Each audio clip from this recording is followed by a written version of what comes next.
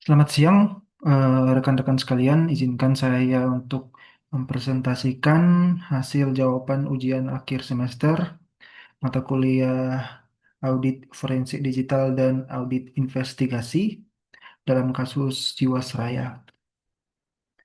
Baik, saya langsung saja. Izin.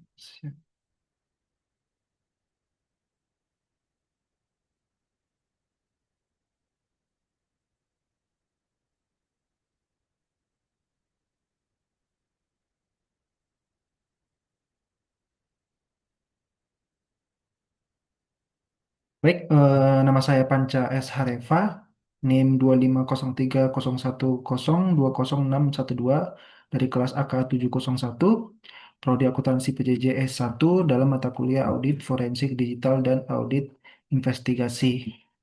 Adapun topik presentasi pada hari ini mengenai kasus Jiwasraya, yaitu membahas tentang soal-soal yang diberikan pada ujian akhir semester.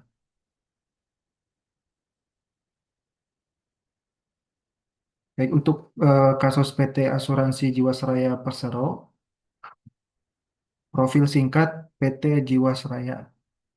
Profil singkat PT Asuransi Jiwasraya Persero, PT Asuransi Jiwasraya Persero merupakan perusahaan asuransi jiwa milik negara yang berdiri sejak tahun 1859, menjadikannya salah satu perusahaan asuransi tertua di Indonesia. Perusahaan ini memulai sejarahnya dengan nama Netherlands Indische Levensverzekering, atau disingkat dengan NILLMIJ, kemudian dinasionalisasi dan berubah nama menjadi Jiwasraya setelah Indonesia merdeka. Statusnya sebagai badan usaha milik negara atau BUMN menempatkan Jiwasraya di bawah pengawasan pemerintah dan otoritas jasa keuangan atau OJK. Kegiatan usaha utama PT Asuransi Jiwasraya Persero meliputi penyediaan produk asuransi jiwa, baik asuransi tradisional maupun produk yang dikaitkan dengan investasi, seperti JS Saving Plan. Perusahaan menghimpun dana dari premi nasabah dan mengelolanya melalui berbagai instrumen investasi dengan tujuan memenuhi kewajiban pembayaran klaim serta memperoleh keuntungan.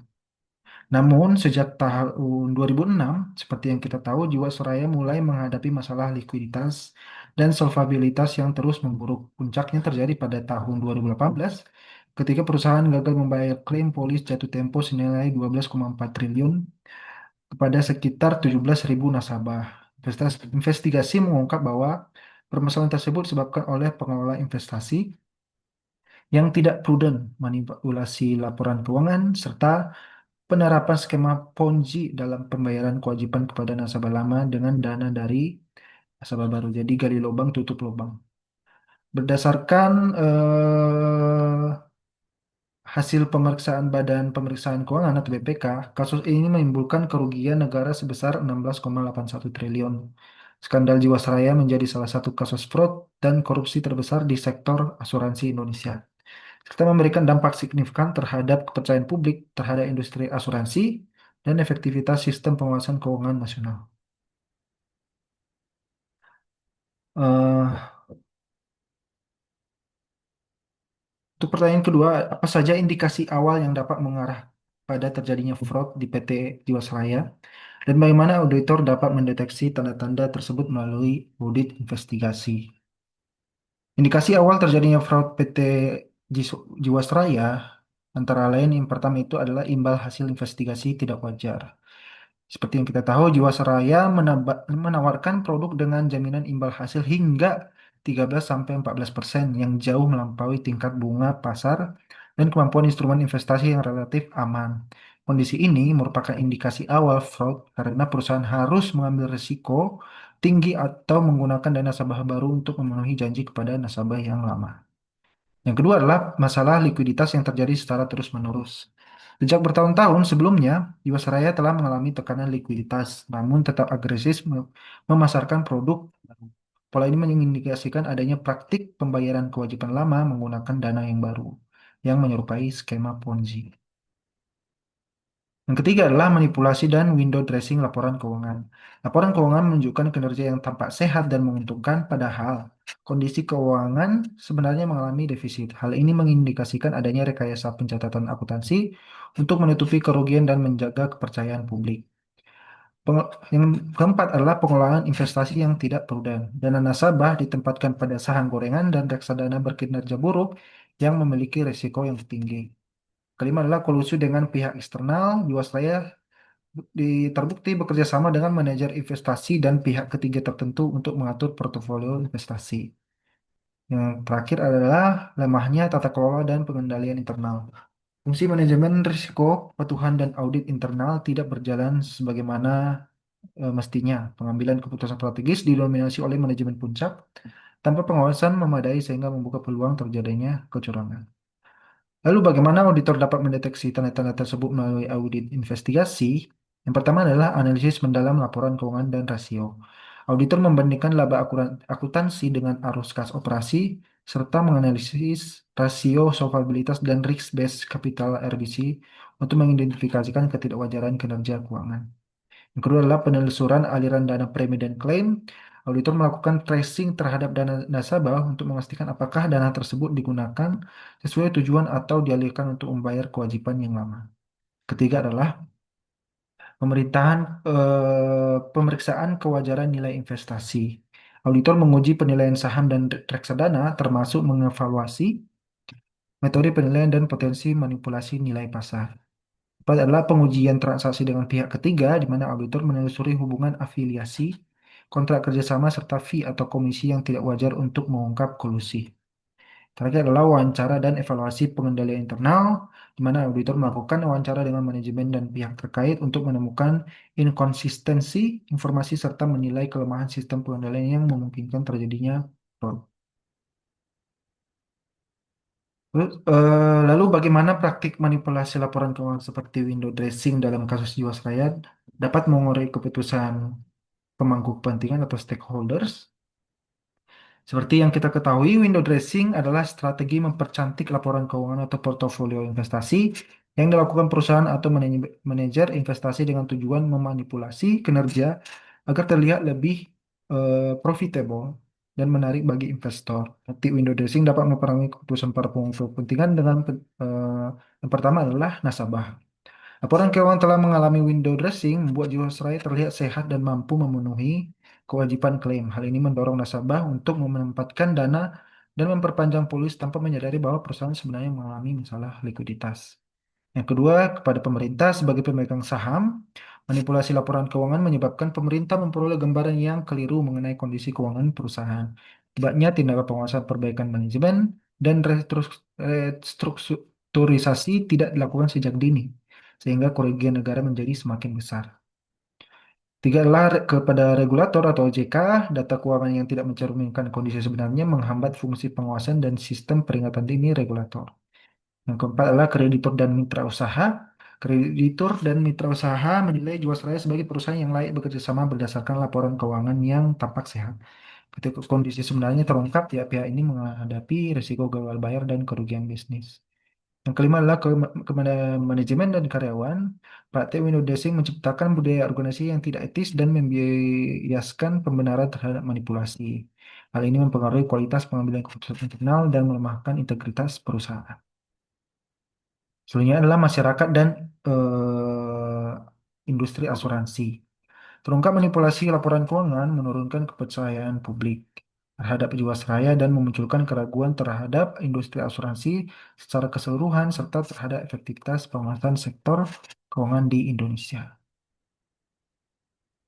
Yang keempat, skema Ponzi sering menjadi bagian kasus fraud besar. Bagaimana peran auditor dalam mengidentifikasi pola seperti ini saat melakukan audit investigasi? Skema Ponzi adalah salah satu bentuk penipuan investigasi di mana pelaku membayar keuntungan kepada investor awal menggunakan dana dari investor baru, bukan dari keuntungan bisnis yang sah. Praktik ini sangat berbahaya karena tidak memiliki dasar bisnis yang jelas dan hanya bertahan selama masih ada arus dana dari peserta yang baru. Ketika jumlah investor baru menurun atau berhenti, skema ini pasti akan runtuh dan mayoritas peserta akan kehilangan uang mereka. Lalu peran auditor dalam mengidentifikasi pola seperti ini adalah yang pertama menganalisis sumber dana pembayaran. Auditor menelusuri apakah pembayaran klaim bunga atau imbal hasil kepada investor lama berasal dari hasil investasi yang sah. Kedua adalah membandingkan laba akuntansi dengan arus kas, di mana auditor mengevaluasi apakah laba yang dilaporkan sejalan dengan arus kas operasional. Yang ketiga adalah menilai kewajaran imbal hasil yang dijanjikan, di mana auditor menilai apakah tingkat return yang dijanjikan realistis dan sesuai dengan kondisi pasar. Yang keempat adalah menganalisis pola pertumbuhan investor atau nasabah. Auditor mengidentifikasi apakah keberlangsungan operasional sangat bergantung pada masuknya investor baru untuk memenuhi kewajiban yang ada. Yang kelima adalah menelusuri aliran dana atau tracing dan linking, di mana auditor melakukan penelusuran detail atas aliran dana untuk mengidentifikasikan pola perputaran dana yang berulang atau tidak wajar. Selanjutnya adalah mengevaluasi struktur produk dan kontrak investasi. Kelima adalah melakukan wawancara dan pengujian rasionalisasi manajemen, di mana auditor menggali penjelasan manajemen atas praktik penggunaan dana baru sebagai solusi sementara yang sering menjadi bentuk rasionalisasi dalam skema Ponzi. Terakhir adalah menggunakan teknik audit forensik dan analisis data, di mana auditor memanfaatkan data analitik untuk mendeteksi transaksi abnormal, pola pembayaran berulang, dan hubungan mencurigakan antar pihak. Selanjutnya adalah bagaimana kolusi antara manajemen perusahaan dan pihak eksternal seperti manajer investasi dapat mempersulit proses audit investigasi. Strategi apa yang dapat diterapkan untuk mengatasinya? Kolusi antara manajemen perusahaan dan pihak eksternal seperti manajer investasi, vendor atau konsultan adalah salah satu bentuk kecurangan yang paling sulit dideteksi karena melibatkan manipulasi dari dalam, baik dari dalam dan luar organisasi secara bersamaan. Adapun penjelasannya yang pertama adalah manipulasi bukti transaksi palsu tapi valid, di mana manajer investasi dapat membuat laporan portofolio, konfirmasi bank atau dokumen transaksi yang seolah-olah sah namun palsu. Dokumen ini didukung oleh manajemen internal, membuat auditor kesulitan mengidentifikasikan red flag awal. Yang kedua adalah pengelabuan sistem pengendalian internal, di mana kolusi merusak segregation of duties, pemisahan tugas ketika manajer, manajemen puncak bersekongkol dengan pihak luar, mereka dapat meminta override kontrol internal yang ada. Yang ketiga adalah penyembunyian jejak audit, di mana pelaku kolusi seringkali menghapus, mengubah, atau tidak mencatat transaksi di sistem internal, sementara pihak eksternal menyimpan dokumen pendukung palsu. Yang keempat adalah transaksi pihak berelasi yang disamakan, di mana investasi atau transaksi dilakukan dengan pihak ketiga yang seolah-olah independen. Yang terakhir adalah manajer investasi yang tutup mulut, di mana pihak eksternal yang berkusi tidak akan memberikan informasi yang jujur atau memverifikasi data saat auditor melakukan konfirmasi eksternal. Untuk mengetahui hal seperti ini, audit tidak bisa hanya mengandalkan pengecekan dokumen, tapi harus menggunakan teknik forensik seperti penggunaan teknik forensik dan data analisis, kemudian skeptisme profesional tingkat tinggi, di mana auditor harus mengasumsikan bahwa dokumen yang terlihat sempurna justru merupakan indikasi manipulasi yang terencana. Kemudian rekonsiliasi langsung ke sumber pihak ketiga, audit kejutan melalui audit mendadak tanpa pemberitahuan sebelumnya untuk mencegah kolusi sempat menghilangkan bukti atau memanipulasi data terakhir. Yang kelima adalah wawancara investigasi atau interogasi, melakukan wawancara terpisah dan mendalam kepada manajemen, staf, dan pihak eksternal. Terakhir adalah penelusuran hubungan afiliasi dan konflik kepentingan, mana auditor meneliti struktur kepemilikan, hubungan personal, dan riwayat kerja antara manajemen dan pihak eksternal. Kemudian modus operandi yang melibatkan investasi di saham gorengan sangat merugikan nasabah. Bagaimana teknik audit investigasi dapat digunakan untuk melacak alur dana yang salah alokasi? Modus operandi investasi saham gorengan umumnya memiliki karakteristik yang pertama itu kapitalisasi pasar kecil dan likuiditas rendah. Yang kedua adalah harga saham mudah dimanipulasi oleh pihak tertentu. Yang ketiga, kenaikan harga tidak didukung oleh kinerja fundamental. Yang keempat adalah sering melibatkan transaksi semu. Dalam konteks asuransi atau dana nasabah, modus ini merugikan karena dana dikelola tidak sesuai prinsip kehati-hatian, nilai investasi anjlok setelah harga saham, keuntungan dinikmati pihak tertentu bukan nasabah. Teknik audit investigasi sangat relevan untuk mengungkap modus seperti ini karena fokus utamanya bukan sekedar kewajaran laporan keuangan, tapi membuktikan adanya penyimpangan. Adapun teknik audit forensik untuk melacak alur dana, yang pertama adalah tracing alur dana, kedua adalah analisis transaksi efek dan rekening efek, ketiga identifikasi pihak terafiliasi dan beneficial owner, yang keempat itu adalah analytical review dan pola tidak wajar, yang kelima pemeriksaan dokumen dan bukti elektronik, yang terakhir adalah follow the money approach, eh, di mana teknik ini sering digunakan dalam kasus korupsi, manipulasi pasar modal, dan kejahatan keuangan terorganisasi. Melalui teknik seperti fund tracing tadi, analisis rekening efek, follow the money, dan pemeriksaan bukti digital, auditor kemudian dapat membuktikan bahwa kerugian nasabah berasal dari salah alokasi dana yang sengaja, bukan risiko bisnis normal.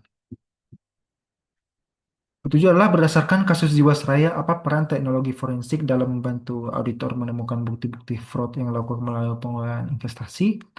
Nah, dalam kasus Jiwasraya, fraud terjadi melalui pengelolaan investasi yang tidak sesuai prinsip kehati-hatian pada investasi saham berisiko tinggi.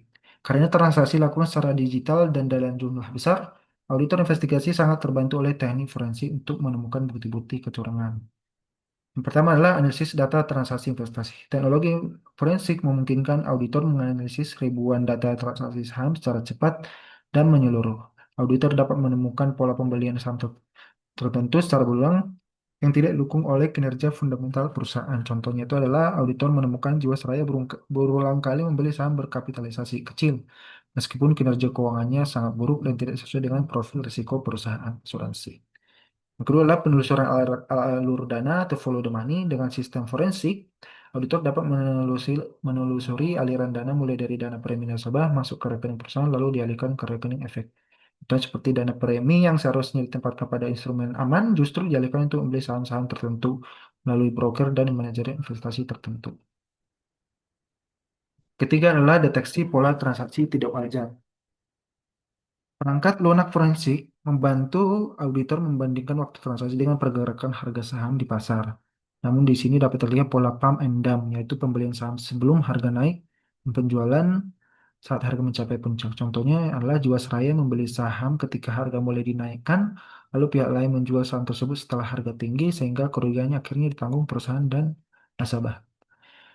Yang keempat adalah pemeriksaan bukti digital, di mana teknologi forensik digunakan untuk memeriksa email, dokumen elektronik, dan catatan sistem guna mengetahui siapa yang memberikan instruksi, investasi, serta kapan keputusan tersebut diambil.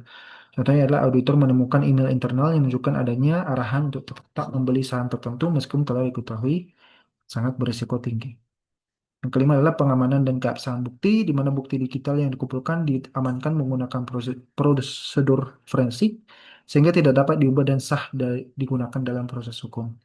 Contohnya adalah data transaksi saham dan komunikasi elektronik disimpan dengan sistem forensik akan dapat digunakan sebagai alat bukti nanti di pengadilan. Kemudian yang kedelapan adalah bagaimana seharusnya auditor merespon ketika menemukan laporan keuangan perusahaan yang tidak sesuai dengan standar akuntansi. Ketika auditor menemukan bahwa laporan keuangan tidak disusun sesuai dengan standar akuntansi yang berlaku, seperti yang terjadi dalam kasus Jiwasraya ini, auditor wajib merespon secara profesional, sistemis, dan independen sesuai standar auditing dan kode etik profesi. Respon auditor tidak berhenti pada menemukan kesalahan saja, tapi juga menentukan dampaknya terhadap kewajaran laporan keuangan.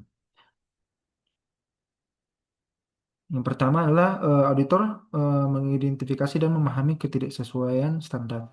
Auditor di sini harus terlebih dahulu mengidentifikasi bentuk ketidaksesuaian dengan standar akuntansi, misalnya pengakuan pendapat yang tidak semestinya, penilaian aset yang terlalu tinggi, tidak membentuk cadangan kerugian investasi, dan rekayasa laba melalui metode akuntansi.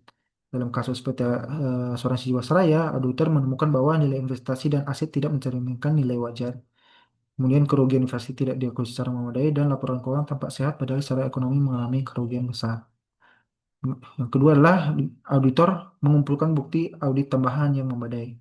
Setelah menemukan indikasi ketidaksesuaian, auditor tidak boleh langsung menyimpulkan, melainkan memperluas prosedur audit, menguji ulang akun-akun terkait, meminta dokumen pendukung tambahan, dan melakukan konfirmasi eksternal. Tujuannya adalah memastikan bahwa ketidaksesuaian benar-benar melanggar standar dan dampaknya terhadap laporan keuangan diukur secara andal. Ketiga adalah mendiskusikan temuan dengan manajemen dan pihak yang bertanggung jawab atas tata kelola. Di mana di sini auditor wajib mengomunikasikan temuan pada manajemen, dewan komisaris, komite audit untuk menjelaskan jenis pelanggaran standar, menyampaikan dampak, dan meminta manajemen melakukan koreksi. Keempat adalah menilai dampak terhadap opini audit, di mana manajemen apabila manajemen menolak atau gagal melakukan perbaikan, auditor wajib memodifikasi opini audit sesuai standar, seperti opini wajar dengan pengecualian jika salah saji material tapi tidak meluas, opini tidak wajar jika laporan keuangan material dan menyesatkan secara keseluruhan. Yang ketiga adalah tidak memberikan opini jika auditor tidak memperoleh bukti audit yang cukup. Memberikan opini wajar tanpa pengecualian dalam kondisi laporan kasus jiwasraya yang tidak sesuai standar merupakan pelanggaran serius terhadap profesi audit. Yang kelima adalah mempertimbangkan unsur kecurangan fraud dalam kasus seperti jiwasraya. Ketidaksesuaian standar bukan sekedar kesalahan teknis, melainkan mengarah pada fraud kecurangan. Auditor harus menerapkan prosedur audit, meningkatkan skeptisisme profesional, mendokumentasikan indikasi fraud secara lengkap. Yang terakhir adalah pelaporan kepada regulator dan penegakan etika profesi. Kegagalan, kegagalan auditor dalam mendeteksi atau mengungkap ketidaksesuaian standar dapat berakibat sanksi administrasi, pencabutan izin, tuntutan hukum, dan kerusakan reputasi profesi auditor. 9 adalah kerugian negara sebesar 16,8 triliun dalam kasus ini sangat besar. Apa saja langkah-langkah yang dapat dilakukan auditor untuk menghitung dan memastikan besaran kerugian akibat fraud? Langkah-langkah sistematis yang dilakukan auditor untuk menghitung dan memastikan kerugian akibat fraud diantaranya adalah menetapkan indikasi fraud dan ruang lingkup kerugian. Langkah awal auditor adalah memastikan bahwa kasus terjadi mengandung unsur fraud, bukan sekedar kesalahan akuntansi. Yang kedua adalah menentukan periode terjadinya fraud, menetapkan akun-akun yang terdapat seperti investasi, cadangan teknis, dan pendapatan laba perusahaan.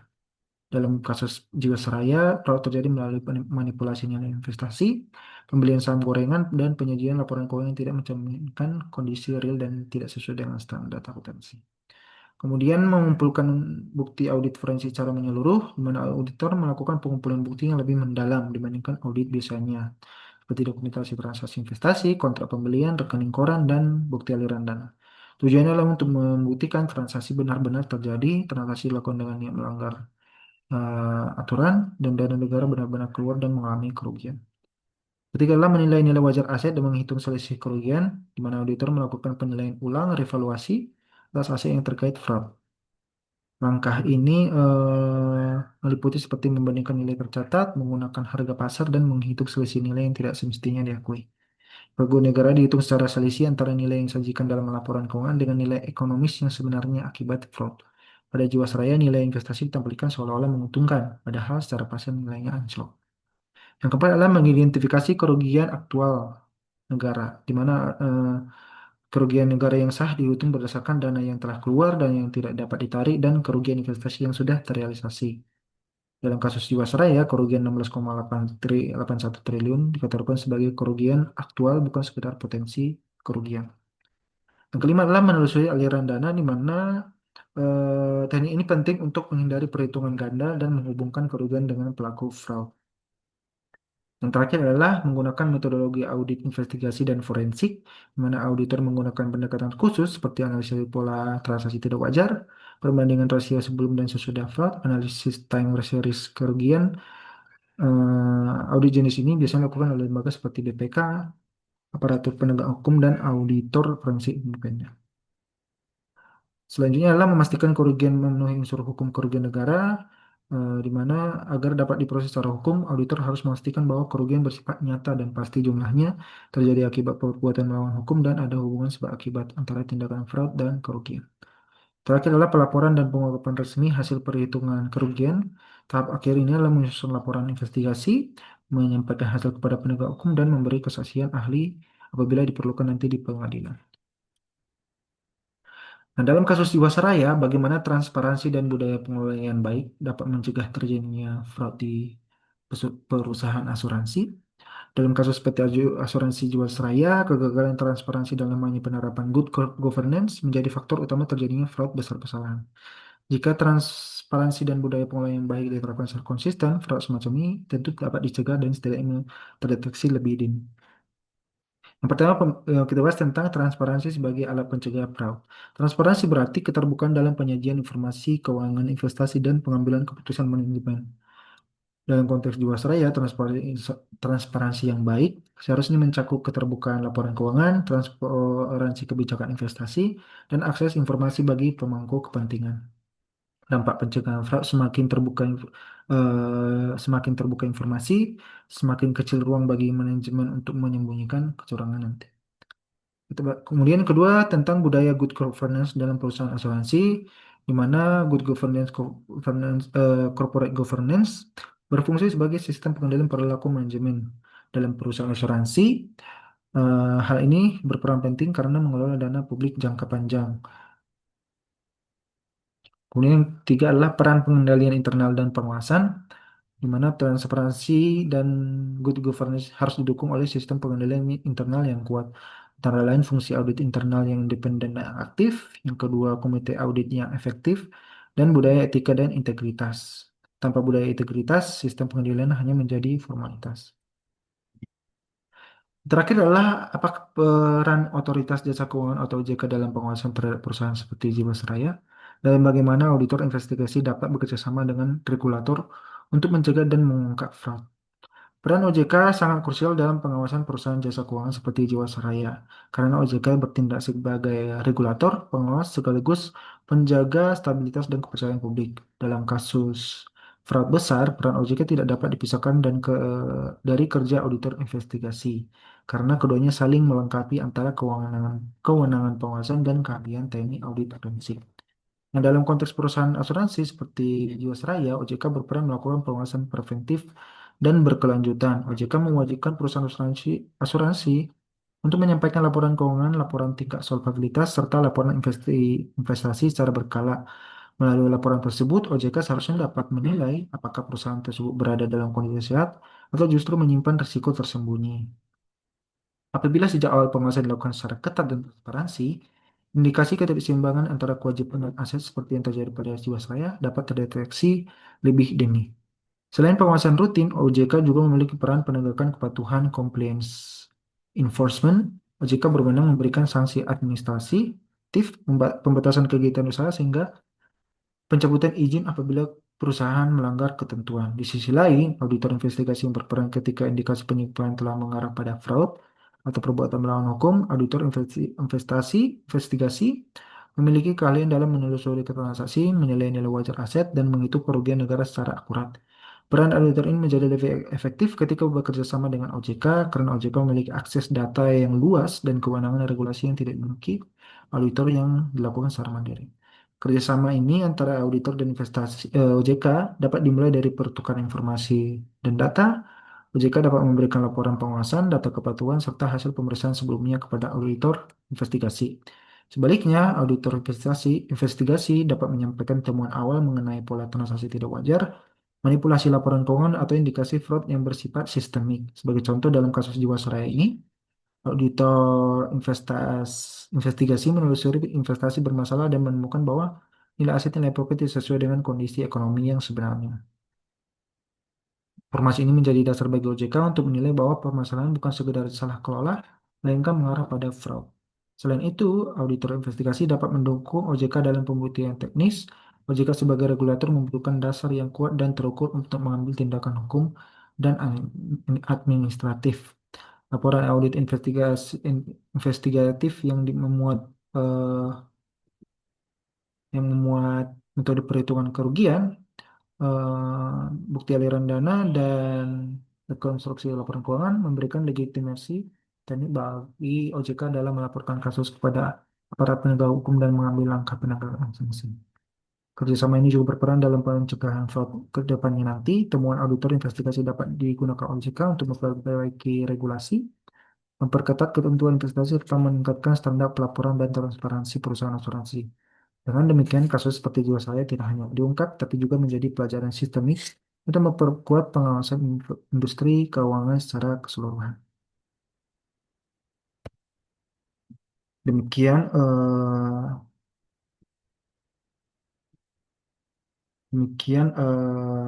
paparan dari saya.